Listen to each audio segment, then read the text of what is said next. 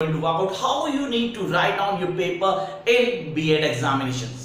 Sir B.Ed के paper में हम कैसे आंसर लिखेंगे, आंसर लिखने की क्या स्ट्रैटेजी फॉलो करनी है हमें B.Ed के टाइम पे। और जैसे कि बात की जाए तो B.Ed के exam almost on the surge है, पेपर आ चुके हैं और हमें तैयारी करनी है। तैयारी तो सर भी कुछ बुक्स भी नहीं खुली है, लेकिन अब आप ये बताएं कि पेपर अटेम्प्ट कैसे करना है, पेपर कैसे अटेम्प्ट करेंगे। और सीरियसली दो चीज जाननी जरूरी है, एक शॉर्ट क्वेश्चन कैसे अटेम्प्ट करें और दूसरा लॉन्ग क्वेश्चन जो कि 20 नंबर का होने वाला है उसको कैसे अटेम्प्ट करेंगे।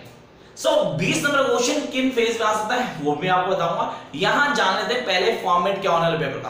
पेपर का फॉर्मेट अगर मैं नॉर्थ इंडियन यूनिवर्सिटीज की बात करूं तो वहां क्या होगा, और अगर मैं नीचे की बात करता हूं मतलब सेंट्रल इंडिया की बात करता हूं या साउथ इंडिया की बात करता हूं तो वहां पे पेपर स्टडीज क्या होगी। ये पेपर किन लोगों के लिए इंपॉर्टेंट है, जो लोग Haryana university, Delhi university, Kurukshetra, Delhi MDM या यूपी यूनिवर्सिटीज के स्टूडेंट है वो इस वीडियो को सीरियसली बहुत इंपॉर्टेंट देखें। And those who are really giving exam from Gujarat university and from below the south universities, Magadh university students too, BEd के आंसर देते हुए किन किन चीजों ध्यान रखना है वो यहां पे आपको बताने वाला हूं मैं। दो चीजें हमें तैयारी करनी है, पहला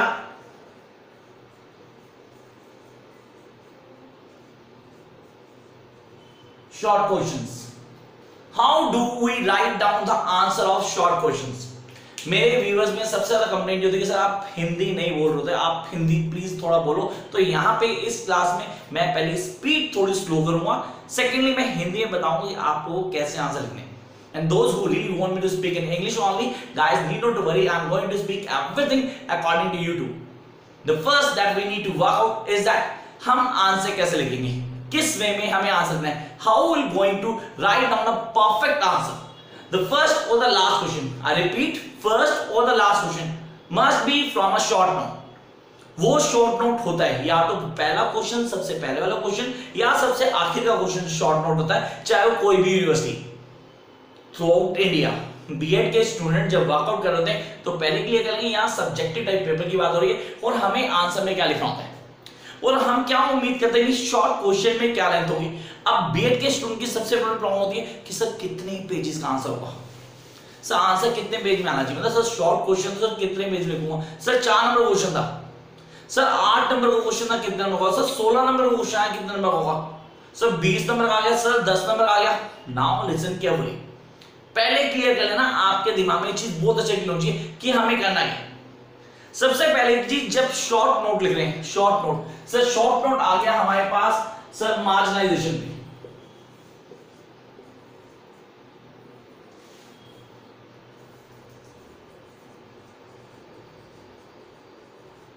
मार्जिनाइजेशन में शॉर्ट नोट आता है तो आप कैसे लिखेंगे, या आप बोलते हो सर सोसाइटी पे, सर एजुकेशन पे,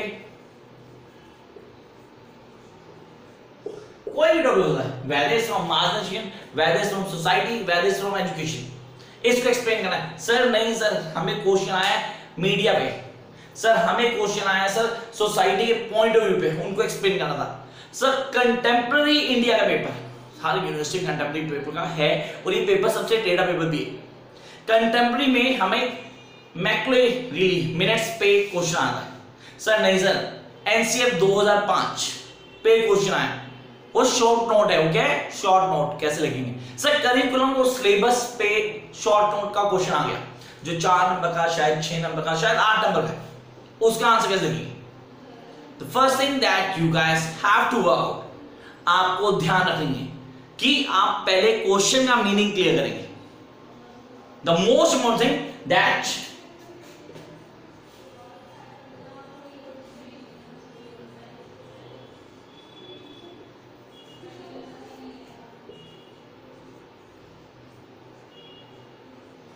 define the meaning of question. Sir meaning बताना मतलब क्या, आप उसको एलिब्रेट करेंगे।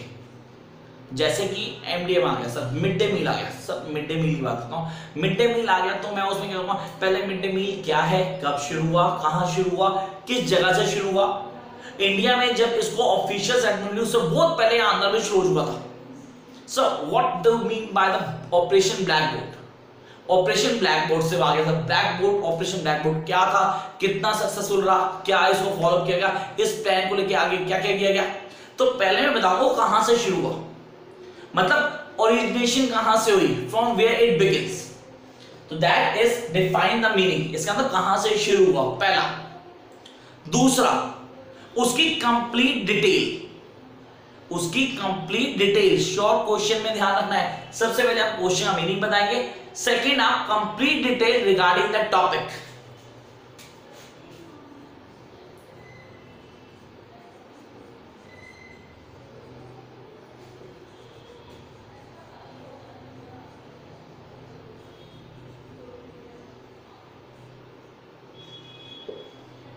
कंप्लीट डिटेल रिगार्डिंग टॉपिक, यहां आपको उस टॉपिक की कंप्लीट डिटेल चाहिए। ये सेकंड टर्म थी जो हमें आनी चाहिए, मतलब अब यहां पे आगे भी complete detail of that topic ये बतानी जरूरी है। That is one of the most more thing, ये हमें आनी चाहिए। तो आपके पास complete detail of that topic, दो चीजें, पहला define the meaning, short question की बात करें सबसे पहले क्वेश्चन का मीनिंग पढ़ेंगे, दूसरा कंप्लीट डिटेल देंगे, थर्ड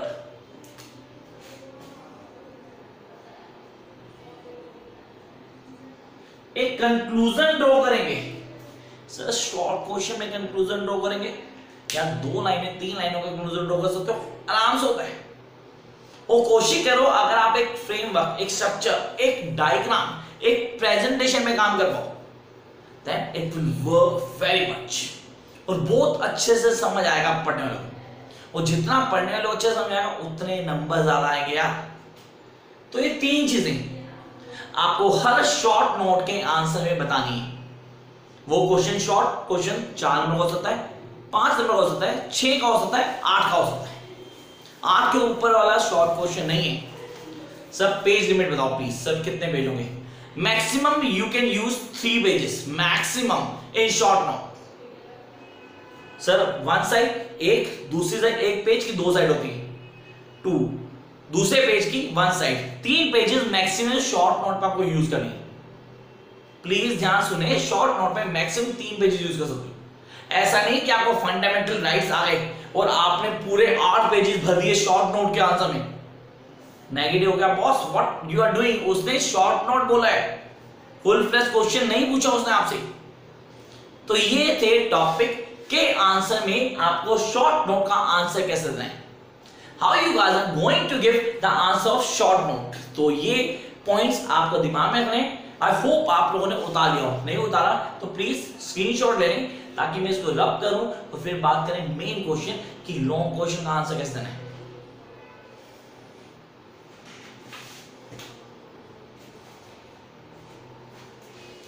सो होपफुली आपने स्क्रीनशॉट ले लिया हो। Now my turn to rub this.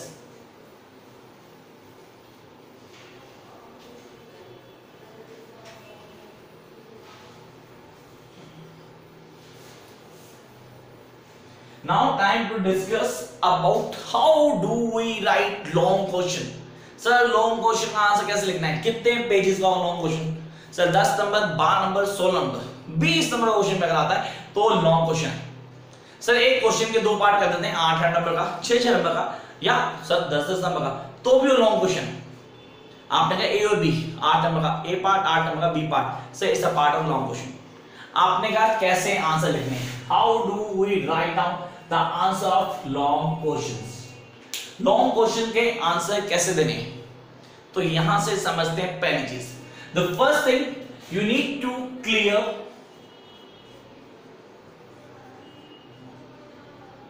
The meaning of question. Question का मीनिंग क्लियर करना है। यहां पे क्वेश्चन क्या आप पूछ रहे हैं उसको डिफाइन करो, then come up to next one, definition. Sir definition की उस क्वेश्चन में जो भी टॉपिक पूछा गया, जो भी टॉपिक, सपोज एग्जांपल लेते हैं एजुकेशन पूछ दिया, 16 नंबर क्वेश्चन आ गया एजुकेशन के ऊपर, how to write on the education. Sir 16 नंबर। सर सोशलाइजेशन में क्वेश्चन आ गया, क्वेश्चन में कंटेम्प्रेरी इंडिया के अंदर सेकंड एजुकेशन सिस्टम क्या था उसको डिफाइन करो। आपने उसको स्टार्ट किया, start with this the definition. पहली डेफिनेशन लिखेंगे आप, डेफिनेशन के बाद क्या लिखेंगे, डेफिनेशन बाय सर्टेन फिलोसफर्स। कुछ अलग अलग फिलोसफर्स ने जो उस चीज को डिफाइन किया, आप प्लीज उनकी डेफिनेशन याद रखें। You guys need to learn the definition of different philosophers. अलग अलग फिलोसफर्स ने जो भी बोला है उसके बारे में वो याद रखना है। तो इसके बाद आएंगे डेफिनेशंस ऑफ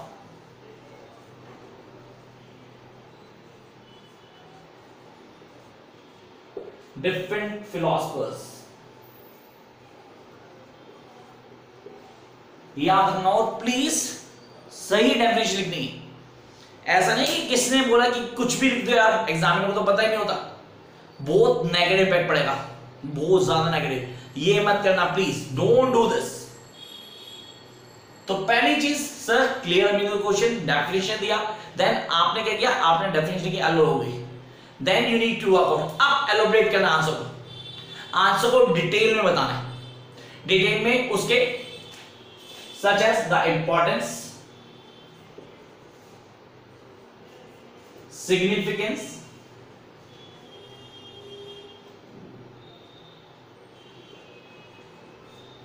features, types, ये क्या किया हमने, एलोबरेट किया, आंसर को एलोबरेट किया जितना कर सकते हैं। क्वेश्चन 16 नंबर का, तो जितनी डिटेल में जाओगे उतना आंसर अच्छा होगा। जब ये डिटेल वर्कआउट हुआ आपका, देन आपने क्या करना है, मेक श्योर, सबसे इंपॉर्टेंट पॉइंट, अब यहां पे आपको क्या करना है, उसको आंसर को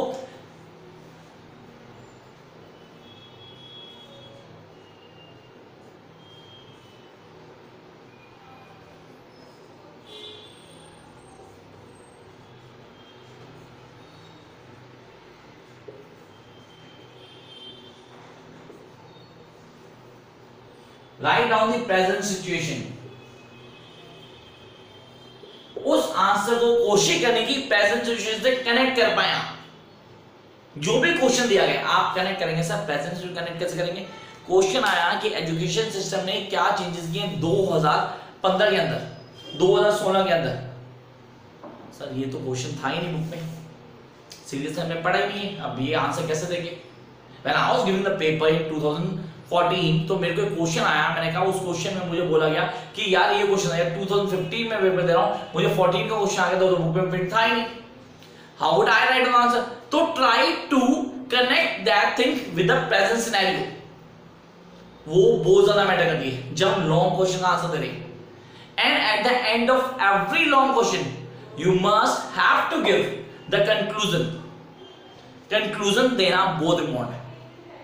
अब बात करते हैं पेजेस, लेंथ, कितने पेजेस में आंसर होना चाहिए। It can very from page 6 to page 8 और 9 एट एक्सटेंट, 6 से 9 पेजेस, एक साइड, एक पेज के 2 साइड होते हैं, ये आना 6 to 9 तक एक्सटेंड कर सकते हैं आप।